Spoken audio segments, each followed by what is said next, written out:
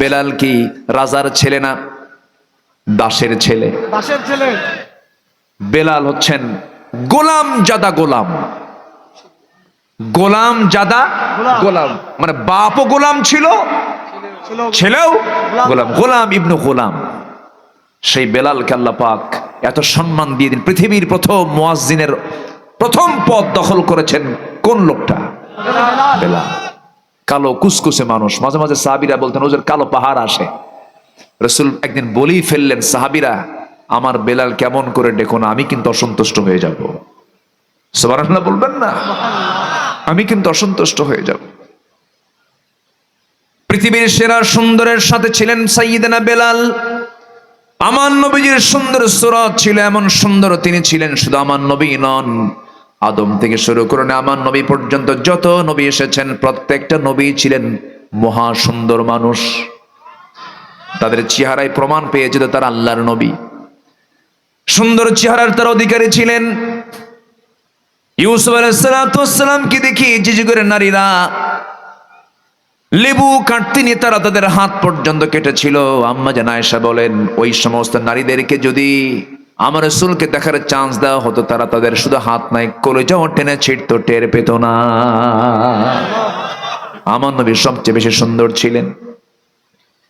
সাইয়্যিদনা আবু বকর একদিন চাঁদনি আকাশের নিচে বসে রাসূলকে একবার দেখেন, আকাশের চাঁদ একবার দেখেন, বারবার পরখ করে দেখছেন। রাসূল বলছেন, ও আমার আবু বকর, একবার চাঁদ দেখো, একবার আমাকে দেখো, কি পরখ করছে বলো তো? কেঁদে ফেলে বলছেন, হুজুর দেখতে পেলাম চাঁদের মধ্যে কিছু কালিমা আছে, কিন্তু আপনার চেহারার মধ্যে বিন্দু পরিমাণ কোনো কালিমা নাই। আমার নবীজি এত সুন্দর মানুষ ছিলেন, বাহ্যিক ভাবে এবং ভিতরগত দিক থেকে রাসূল এত সুন্দর ছিলেন। আমার নবীর দুধ মা হালিমাতুস সাদিয়া বলেন, শিশু মুহাম্মদ যখন আমার দুধ পান করত, একটা দুধই সে পান করত। তার দুধ ভাই ছিল, সব সময়ের জন্য সে ডান স্তনের দুধ পান করত। বারবার চেষ্টা করতাম বাম স্তনের দুধ পান করার জন্য, তাকে মুখী নিতে পারতাম না।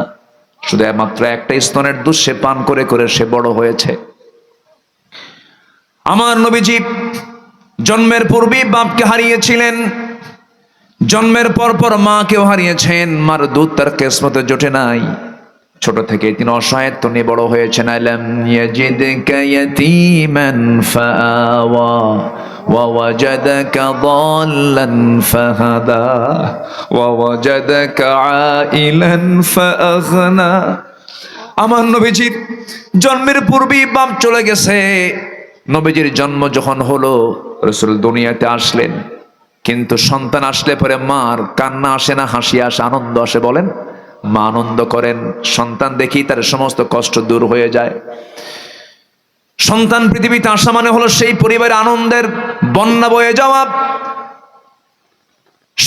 স্বপ্ন, সুন্দর স্বপ্ন পৃথিবীতে এসেছে, বিশাল বড় পাওয়া এটা।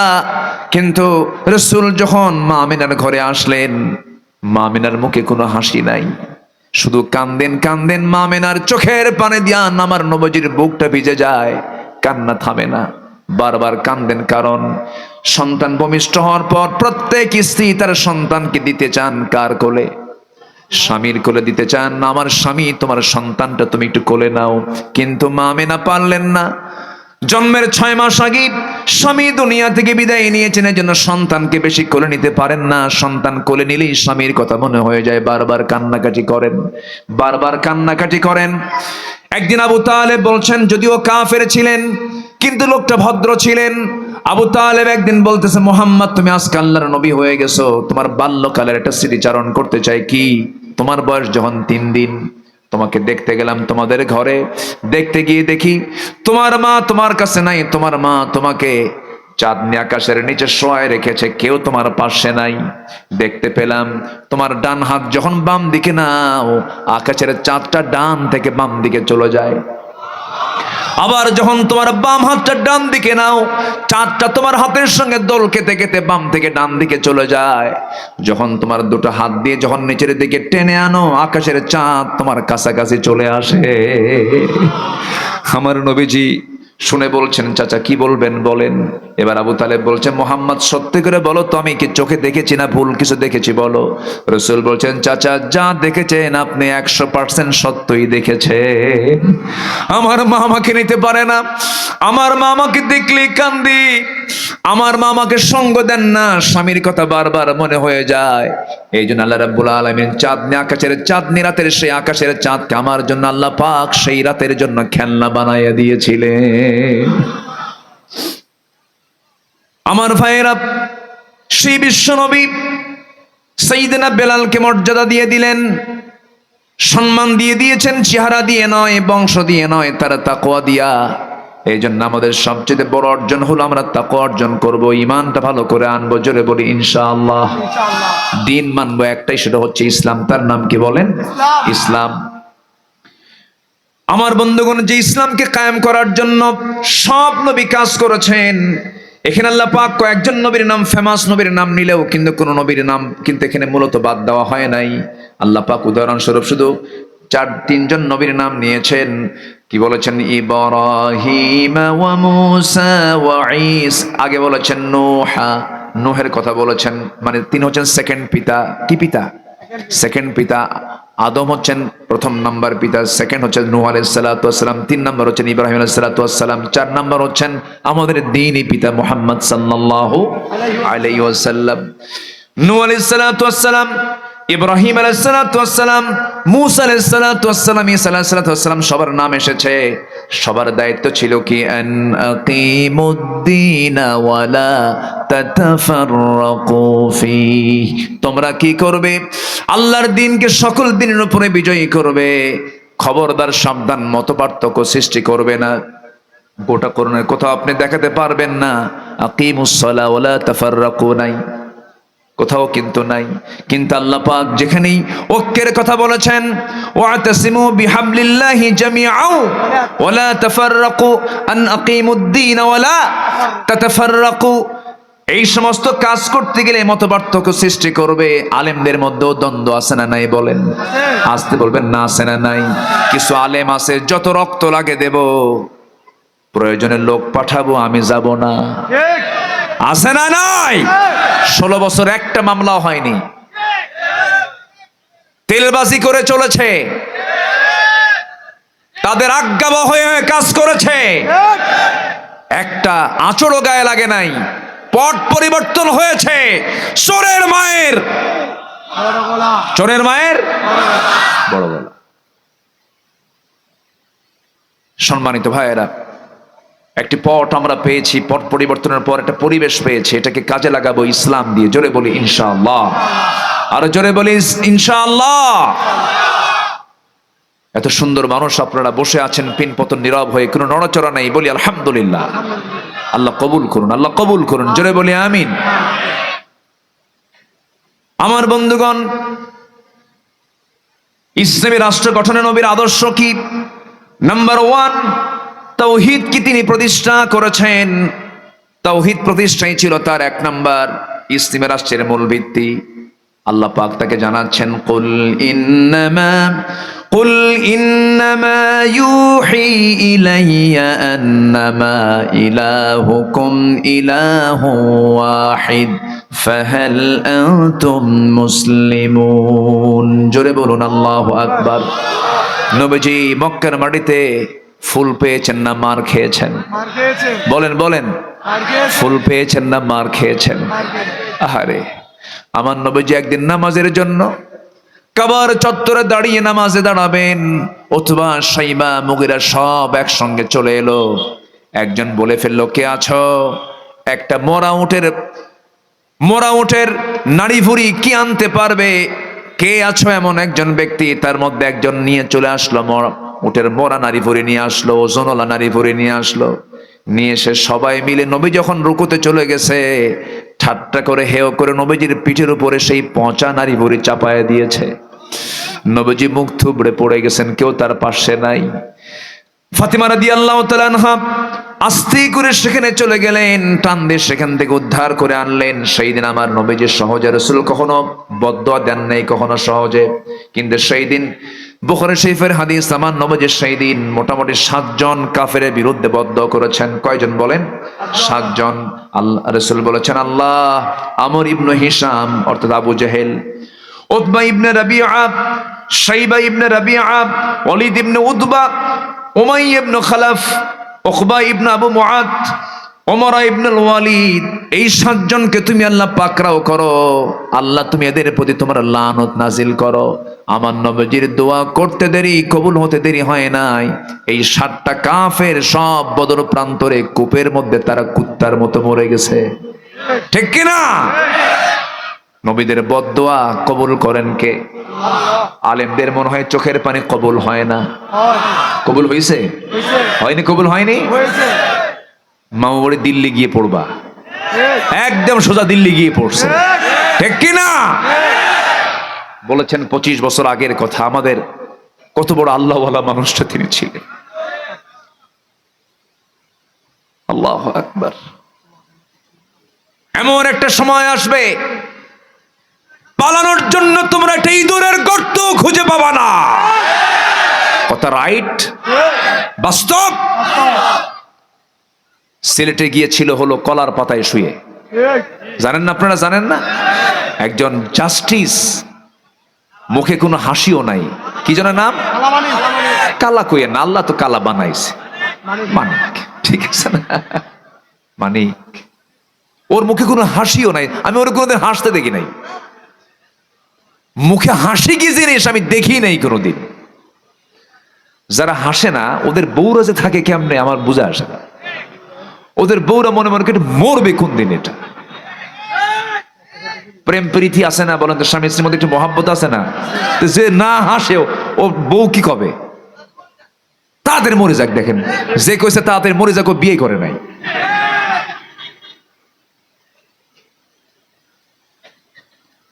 কত সুন্দর মানুষ আপনারা, আলহামদুলিল্লাহ বলেন।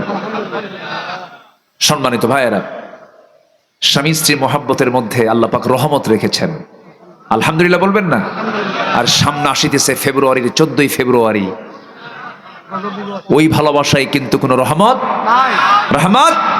না। প্রেমটা হবে বিয়ের আগে না বিয়ের পরে?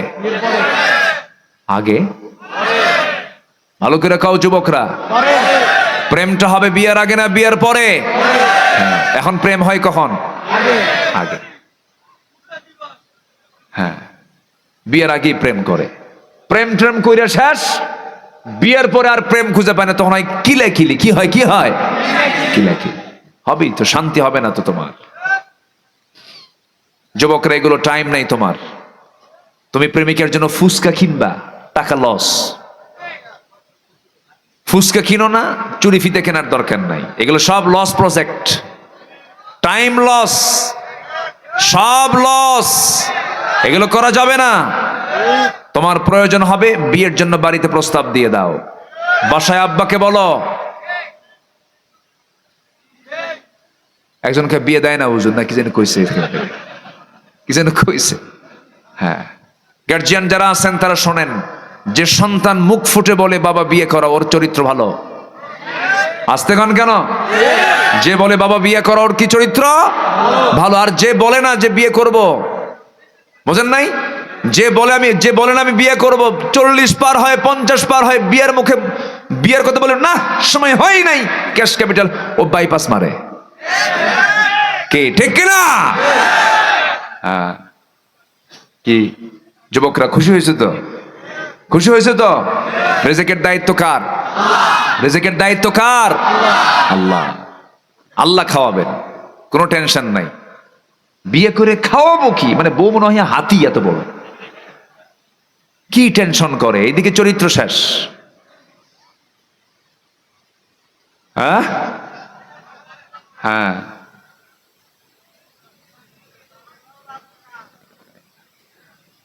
খুব সুন্দর। আপনারা এত সুন্দর, হ্যাঁ, মুখ ফোটা মানুষ না, সবাই কথা বলে। ভাই বলি আলহামদুলিল্লাহ, আলহামদুলিল্লাহ বলেন। আমি তো মন চাচ্ছিল আমাকে আপনার সবাইকে আপনাদেরকে আমি বুকের মধ্যে নিয়ে নিই। আরো কাছে, এত দূরে রাখছেন কেন? এগুলো সব একটু দূরে হয়ে গেছে। খুব ভালো, বলি আলহামদুলিল্লাহ। জি, আলহামদুলিল্লাহ। সিকিউর লাগে তো, ওই যে ক্যামেরা ট্যামেরা মাইক টাইক আছে, তার তুর আছে, তার সঙ্গে প্যাঁচ লাগা যদি মরে না পারে আরেক বেকায়দা।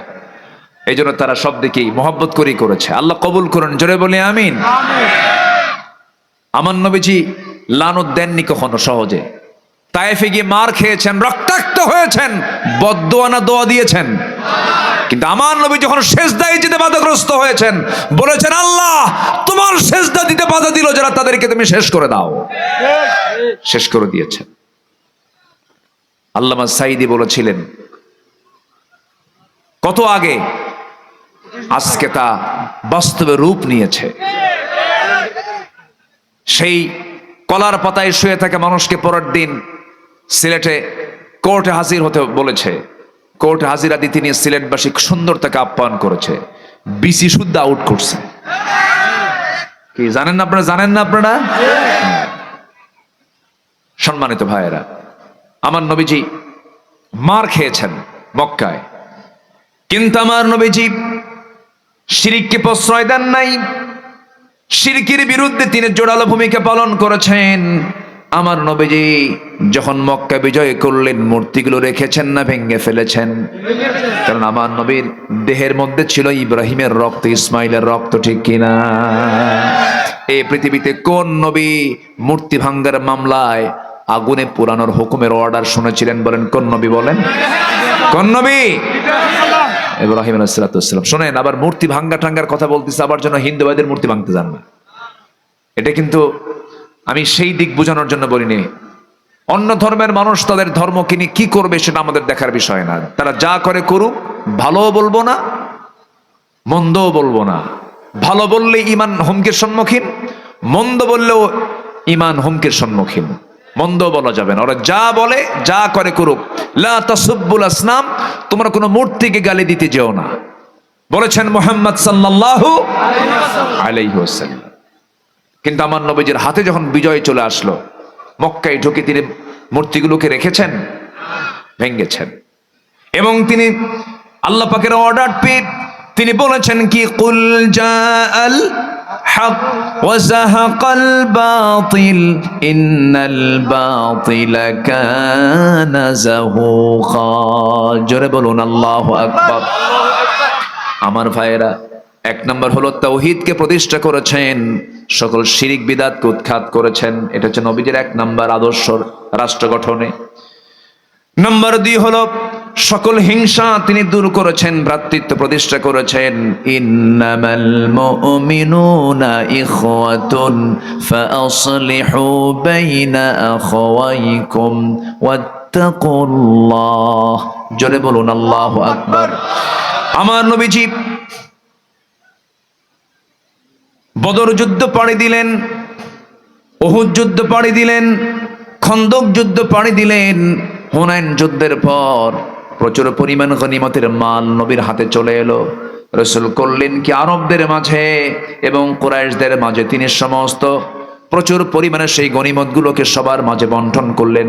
কুরাইশদের মাঝে বন্টন করলেন, তাদের মাঝে বেশি বেশি দিয়ে দিলেন। ওই আরব গোত্রের মধ্যে বেশি বেশি দিয়ে দিলেন। আনসার সাহাবীরা পেলেন না। আনসার সাহাবীরা মনে মনে দুঃখ পেলেন।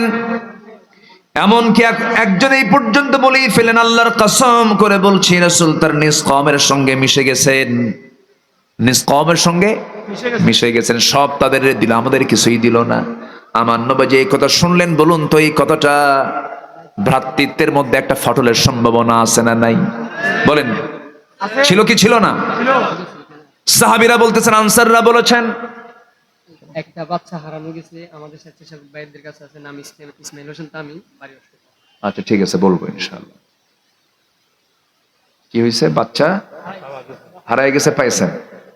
সমস্যা কি? বাচ্চা একটা হারায় গেছে, কে যেন পাচ্ছে না, কমিটির কাছে আছে। মা টেনশন করার দরকার নেই, বাবারও টেনশন করার দরকার নেই। কি নাম? ইসমাইলের ওয়াজিদ করতেছে এখন, প্রসঙ্গ মিলে গেছে, দেখছেন? আলহামদুলিল্লাহ, খুব ভালো। কি যেন বলতেছিলাম, ভুলে গেলাম। ও, আনসার একজন সাহাবী বলেই ফেললেন কি, যে রাসূল তার আত্মীয়দের সাথে মিশে গেছেন, কুরাইশদের সঙ্গে মিশে গেছেন, আমাদের কিচ্ছু দিলেন না। বলেন তো, এটা কি সংকট না? বিশাল সংকট সৃষ্টি হতে পারে, ভ্রাতৃত্বের বন্ধন নষ্ট হয়ে যেতে পারে, এমন জাতীয় কথা সবার মাঝে চালাচালি শুরু হলো। আমার নবীজি এই কথাটা শোনার সঙ্গে সঙ্গে তেজোদ্দীপ্ত একটা ভাষণ দিলেন ভ্রাতৃত্ব তৈরি করার জন্য। তিনি বলে ফেললেন, আওয়াজাদতুম ইয়া মা'শারাল আনসার ফি আনফুসিকুম ফি লাআতিন মিনাদ দুনিয়া তাআল্লাফতু বিহা কওমান লিয়ুসাল্লিমু ওয়া আকালতুকুম ইলা ইসলামিকুম আলা তারদাউনা ইয়া মা'শারাল আনসার আন ইয়াহদাবান নাস বিশ-শাতি ওয়াল বাঈর ওয়া তারজিউ বিরাসূলিল্লাহি সাল্লাল্লাহু আলাইহি ওয়াসাল্লাম ইলা রিহালিকুম। তোমরা কি চাও না, তোমরা কি মনে মনে এই দুঃখ পেয়েছ, আমি দুনিয়ার তুচ্ছ জিনিস দিয়ে একদল মানুষকে ইসলাম গ্রহণের দিকে আকৃষ্ট করেছি, আর তোমাদেরকে আমি তোমাদের ইসলামের উপরে ছেড়ে দিয়েছি। হে আনসার সম্প্রদায়, তোমরা কি সন্তুষ্ট নও যে অন্যরা ভেড়া উট নিয়ে ফিরে যাবে, আর তোমরা তোমাদের রাসূলকে নিয়ে তোমাদের ঘরে ফিরে যাবে? সুবহানাল্লাহ, সুবহানাল্লাহ। কি সুন্দর করে সমাধান দিলেন।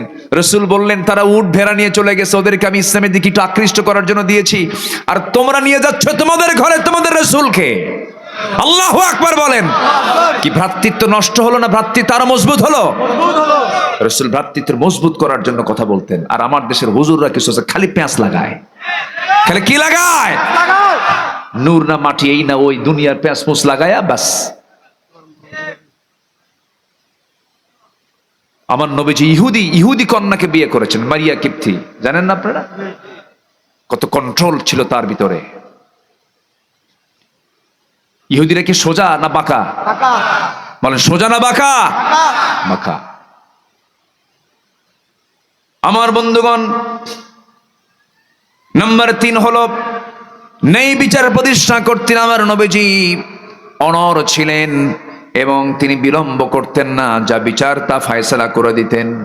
কারণ আল্লাহ রাব্বুল আলামিন সূরা নাহলের 90 নম্বর আয়াতে বলছেন, ইন্নাল্লাহা ইয়া'মুরুকুম বিল আদলি ওয়াল ইহসানি ওয়া ইতা'i যিল কুরবা ওয়া ইয়ানহা আনিল ফাহশাই ওয়াল মুনকারি ওয়াল বাগি ইয়া'iদুকুম লা'আল্লাকুম তাযাক্কারুন। জোরে বলুন আল্লাহু আকবার। আমার নবীজির বিচারালয়ে একটা চোর ধরা পড়ে গেল, চুন্নি ধরা পড়ে গেল। চুন্নি হলো মহিলা, চোর হলো পুরুষ। এক মহিলা চুরি করে ধরা পড়েছে, খুব সম্ভ্রান্ত পরিবার, ধনী পরিবার, উচ্চ বংশীয় পরিবার। নবী বললেন, কোনো কথা নাই, বংশ দেখা যাবে না, চোর চুরি করে ধরা পড়েছে, হাত কাট। কি? হাত কেটে ফেলো।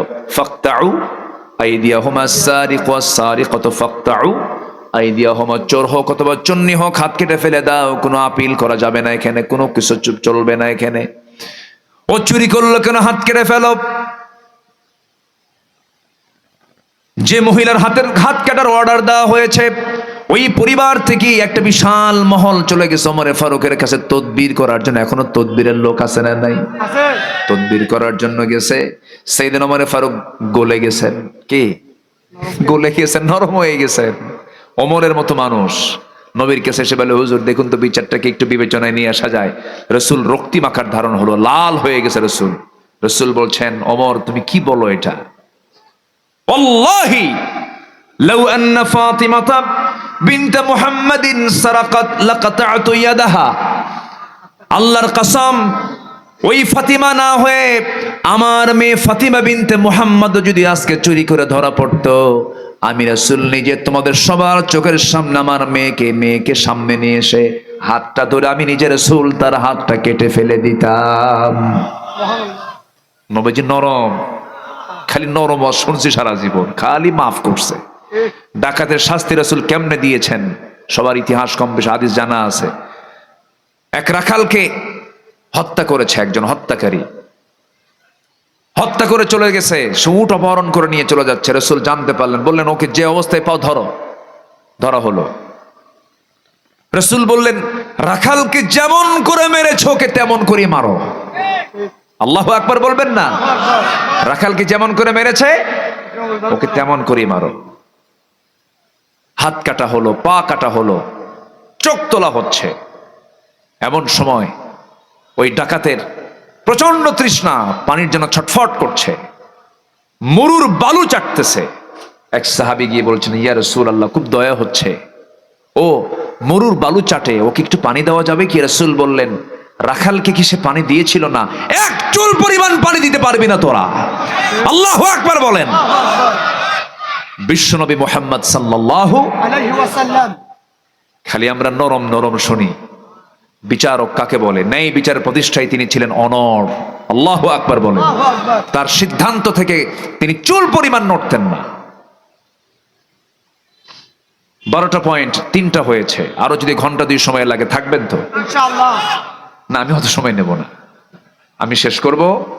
শীতের রাত বসুন, আর একটু কথা বলি, আমি শেষ করে দেব। নাম্বার 4, আমার নবীজির রাষ্ট্রের সামাজিক দায়িত্ব এবং দরিদ্রদের প্রতি খুব সহযোগিতা ছিল। রাসূল গরিবের বন্ধু না ধনীর বন্ধু? গরিবের বন্ধু। ধনীরও বন্ধু ছিলেন, সবার বন্ধু। কিন্তু আজকে ধনীগুলো এসে কি কেউ কার কিসের বন্ধু হয়? ধনীগুলো এসে কার বন্ধু হতে চায়? নির্বাচনের আগে কার বন্ধু হতে চায়? গরিবের বন্ধু।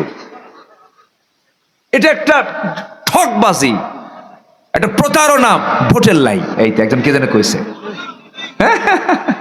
হ্যাঁ, গরিবের বন্ধু বলার দ্বারা কি আপনি কি ধনী শত্রু নাকি? বলতে পারেন জনদরদি, বলতে পারেন গরিবের বন্ধু মানে কি? এটা কি কথা? এর মধ্যে অবশ্যই একটা ফাঁক ফোকর আছে না নাই? আচ্ছা, না। আমার নবীজি নিজের মেয়ে দুটাকে বিয়ে দিয়েছেন। একজন ছিলেন সবচাইতে শীর্ষস্থানীয় ধনী। কে? বলেন বলেন বলেন। ওসমান। তাহলে রাসূল কি ধনীকে ভালোবাসেন নাই? বসেছেন। আবার রাসূল আরেকটা মেয়েকে বিয়ে দিয়েছেন, যার ঘর বাড়ি না এমন একজন জামাই, তার নাম কি বলেন? আলী। রাসূল ধনীরও বন্ধু, গরিবেরও বন্ধু। দেখছেন নেতাগুলো করে কি? দেখছেন খালি ধান্দাবাজি। আমার বন্ধুগণ, রাসূল তার মেয়েকে বিয়ে দিয়েছেন গরিবের সাথে। আবার বলেছেন, মা তোমাকে বিয়ে দিলাম এমন একজন যুবকের সাথে, আমার খুব পছন্দ, আমার খুব পছন্দ। ফাতিমা যাও সংসার করে খাও, ঘর নাই বাড়ি নাই, কিন্তু আমার আলীর তাকওয়া দিয়ে ভরা আছে, তার গোটা জিন্দেগি, কোনো সমস্যা নাই। ফাতিমা তুমি আলীর সঙ্গে সংসার করে খাও। একটা কথা জেনে রেখে দিও, মৃত্যুর দিন পর্যন্ত স্বামীর বিরুদ্ধে যেন একটা নালিশ আমার কানে না আসে। আল্লাহু আকবার। আর এখনকার মেয়ের বাপরা মেয়েকে বিয়ে দেওয়ার সময় বলে, মা বিয়ে দিলাম, যা স্বামীর ঘরে, মোবাইল নিয়ে যা, যদি কোনো কিছু হয় শুধু ফোন দিবি, খাইয়া ফালাবো। আছে না নাই? কি করবে? খাইয়া ফালাবে। সংসার তো এই জন্য হয় না। অনেক ফ্যামিলি ধ্বংস হয় মা বাবার কারণে। আছে না নাই? আচ্ছা, এই হুরো কি ছোট্ট বাচ্চা না? মাশাআল্লাহ। আমার বন্ধুগণ, নবী ধনীর সঙ্গেও মিশেছেন, গরিবের সঙ্গেও মিশেছেন। রাসূল বড় ব্যবসায়ী ছিলেন, আবার বড় শ্রমিকও ছিলেন। সবকিছুর তিনি মডেল ছিলেন। রাসূল সবকিছু প্র্যাকটিক্যাল রূপ বিশ্ববাসীর জন্য দেখিয়ে দিয়েছেন, কারণ আল্লাহ পাক তাকে বলেছেন, কি বলেছেন? লাকাদ কানা লাকুম ফি রাসূলিল্লাহি উসওয়াতুন হাসানাহ। জোরে বলুন আল্লাহু আকবার। আবার আরেক জায়গায় বলছেন, ওয়া ইন্নাকা লাআলা খুলুকিন আযীম। আল্লাহু আকবার। নবীজি সবচাইতে বেশি সেজদা দিয়েছেন। রাসূল যখন কাঁদতেন পাগলের মতো হয়ে যেতেন। রাসূল যখন কাঁদতেন হাউমাউ করে কাঁদতেন। নাসাই শরীফের হাদিস, নবীজির নামাজের ভিতরে যখন কান্না শুরু হয়ে যেত শেষ রাতের দিকে, নাসাই শরীফে এসেছে, রাসূল যখন কাঁদতেন পাতিলে পানি তুলে গরম করলে পরে আগুনের তাপে ওই পাতিলের পানি যেমন টকবক টকবক আওয়াজ করে, আমার নবীজি যখন সেজদায় পড়ে কাঁদতেন সিদ্ধওয়ালা পানির মতো আমার নবীর মুখ থেকে টকবক টকবক আওয়াজ বের হতো। আল্লাহু আকবার। এই পরিমাণ তিনি কাঁদতেন। আমরা কাঁদবো কার কাছে? আল্লাহর কাছে। আমাদের কাঁদার জায়গা কয়টা? আসতে হলো কয়টা জায়গা? কয়টা জায়গা? কার কাছে কাঁদবো আমরা? যারা আল্লাহ ছাড়া অন্য কারো কাছে কাঁদে তাদের কাঁদার পানিটা লস, তাদের চোখের পানি কি লস। যদি আমরা কাঁদতেই চাই, আমরা কাঁদবো একমাত্র কার কাছে? আল্লাহর কাছে কাঁদলে পরে লাভ কি? আপনার এক ফোঁটা চোখের পানি যদি আল্লাহর ভয়ে যদি বের হয়ে যায়, আল্লাহর কসম 7 সমুদ্রের পানি দিয়ে জাহান্নাম নিভবে না, কিন্তু আপনার এক ফোঁটা চোখের পানি দিয়ে 7টা জাহান্নাম নিভে যাবে। আল্লাহু আকবার। কাঁদবো কার কাছে? আল্লাহর কাছে। দরিদ্রের পাশে আমরা দাঁড়াবো, জোরে বলি ইনশাআল্লাহ। ইনশাআল্লাহ আরো জোরে বলি ইনশাআল্লাহ। ইনশাআল্লাহ। আমার নবীজি একদিন বসে আছেন, একজন সাহাবী এসে নবীর কাছে বুরদা চাদর দিয়ে গেল। কি চাদর? বুরদা চাদর দিয়ে গেছে। রাসূল তা গ্রহণ করলেন, খুব পছন্দ করলেন। কিছুক্ষণ পর এক সাহাবী এসে বলে, হুজুর ওই চাদরটা আমার পছন্দ। কি পছন্দ নাই? রাসূল কেবলই নিয়েছেন, সে সময় এসে আরেকজন এসে কি কয়, আমার এটা পছন্দ। রাসূল কিচ্ছু বললেন না, অবলীলায় মুস্কি হাসি মেরে খুলে বললেন, যাও নিয়ে যাও। আরেকজন সাহাবী যে নিয়ে গেল তাকে বললেন, এই কিছুক্ষণ আগে রাসূলকে একজন দিয়ে গেল, তুমি নিয়ে গেলা কেন? সাহাবী চোখের পানি ফেলে ফেলে বলতেছে, এই চান্স আমি কেমন করে মিস করব, কারণ আমার নিয়ত হলো এই চাদরটা যেন আমার মরণের কাফন হয়। আল্লাহু আকবার। আল্লাহু আকবার বলে। আমার বন্ধুগণ, নাম্বার 5 হলো রাষ্ট্রীয়ভাবে ইসলামী শিক্ষা তিনি প্রতিষ্ঠা করেছেন। যুদ্ধবন্দীদেরকে যুদ্ধবন্দী থেকে মুক্ত করার জন্য মুক্তিপণ হিসেবে রাসূল বলেছেন, শিক্ষা অর্জন করো, তোমাকে মুক্ত করা হবে। আল্লাহু আকবার বলেন। আল্লাহু আকবার। শিক্ষার গুরুত্ব রাসূলের সবচেয়ে কম ছিল না বেশি ছিল? বেশি। বেশি ছিল। আন্তর্জাতিক সম্পর্ক স্থাপন করেছেন তিনি, তবে সবার আগে তিনি ভয় করেছেন কাকে? আসতে বলবেন না, কাকে? হেরাক্লিয়াস রোমান সম্রাট পরাশক্তির কাছে কালিমার দাওয়াত দিতে গিয়েছেন, এমন একটা চিঠি পাঠিয়েছেন, সেই চিঠি পড়ে হেরাক্লিয়াস বলতেছে, এই চিঠি প্রমাণ করে এই রোমান সম্রাট হেরাক্লিয়াসের পায়ের নিচে যাও, একদিন মুহাম্মদ দখল করে ছাড়বে। আল্লাহু আকবার বলেন। আল্লাহু আকবার। কি প্রভাব তাদের চিঠির মধ্যে ছিল, কি প্রভাব তারা খাটিয়েছেন গোটা বিশ্ব নিয়ন্ত্রণ করার জন্য ইসলাম দিয়ে। আল্লাহু আকবার বলেন। নাম্বার 7 হলো বিপদে আপদে মুসিবতে সবসময় ভরসা করব কার উপরে? আসতে বলবেন না, কার উপরে? নাম্বার 8 ন্যায়ের পথে অবিচল থাকবো আমরা। কিসের পথে? ন্যায়ের পথে অবিচল থাকলে সাহায্য করবেন কে বলেন? আল্লাহ পাক সাহায্য করবেন। যে কোনো কাজ করব আমরা একা করব না, পরামর্শ করব। মজলিসে শোরা, মজলিসে শোরা পরামর্শের বৈঠকে বসে যাব। পরিবারের সমস্যা পরামর্শের বৈঠকে বসে যাব। নাম্বার 10 হলো রাষ্ট্র গঠনে ছোট বড় সকল প্রকার জুলুম থেকে সমাজ রাষ্ট্রকে অবশ্যই হেফাজত করতে হবে। আমার রাসূল শুধু মানুষ নয়, ছোট্ট প্রাণীর ক্ষেত্রেও তিনি খেয়াল রাখতেন। আমার নবীজি একদিন দাঁড়ায় আছেন, একটা উট এসে দৌড় বেড়ে নবীর সামনে চলে আসছে। নবীর সামনে এসে চোখের পানি ফেলে ফেলে কান্দে উট। কে কান্দে? উট কান্দতেছে। রাসূল উটের মাথায় হাত দিলেন, উটের কান্না থেমে গেছে। আল্লাহু আকবার। উট রাসূলকে নালিশ করছে, ইয়া রাসূলুল্লাহ, আমার মালিক আমাকে খাওয়ায় না, আমার মালিক আমাকে পানি পান করায় না, এই জন্য কান্দি আমি। রাসূল বললেন, মার রাব্বুক, মার রাব্বু হাদাল জামাল, এই জামালের এই উটের রবটাকে? তাকে তাড়াতাড়ি ডেকে নিয়ে আসো।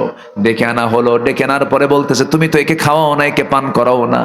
ও আমার কাছে অভিযোগ করতেছে, খবরদার একটা প্রাণীও যেন অভুক্ত আমার রাষ্ট্রে না থাকে। আল্লাহু আকবার বলেন। আল্লাহু আকবার। রাসূল কি রাষ্ট্র তৈরি করেছিলেন। আল্লাহু আকবার। আমার বন্ধুগণ, নাম্বার 11 হলো জাতীয় আন্তর্জাতিক পর্যায় থেকে সকল হুমকি যা আসবে, ভয়ভীতি, কাউকে তোয়াক্কা করা যাবে না। তোয়াক্কা করব, একমাত্র ভরসা করব কার উপরে? কাকে? কাকে? কোন দিল্লি আমাকে বাঁচাবে না, রাশিয়া আমাকে বাঁচাবে না, আমেরিকা বাঁচাবে না। আমেরিকা তো নিজেই শেষ হয়ে যাচ্ছে, ক্যালিফোর্নিয়া জ্বলে পুড়ে শেষ, ঠিক কি না? ওরা ফিলিস্তিনকে আগুন জ্বালাইছে, আল্লাহ ওদেরকে আগুন জ্বালায় দিছে। আপনি কাউকে জ্বালায় দিবেন, আপনিও জ্বলবেন, এটাই বাস্তব, ঠিক কি না? হ্যাঁ।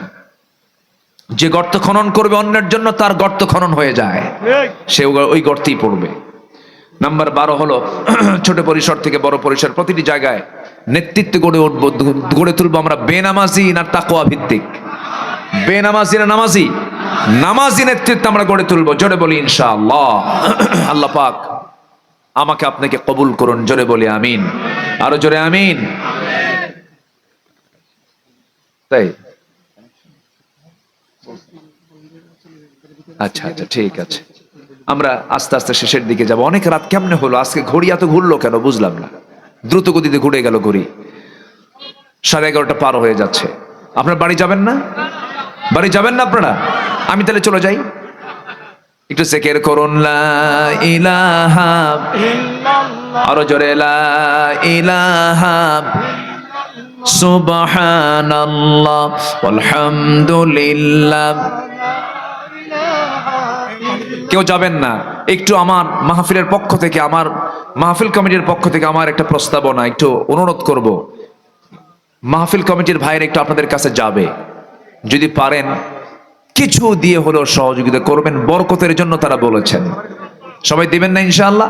একটু যাচ্ছে ব্যাগ নিয়ে যে যা পারে আমরা দেবো, জিকির করে লা ইলাহা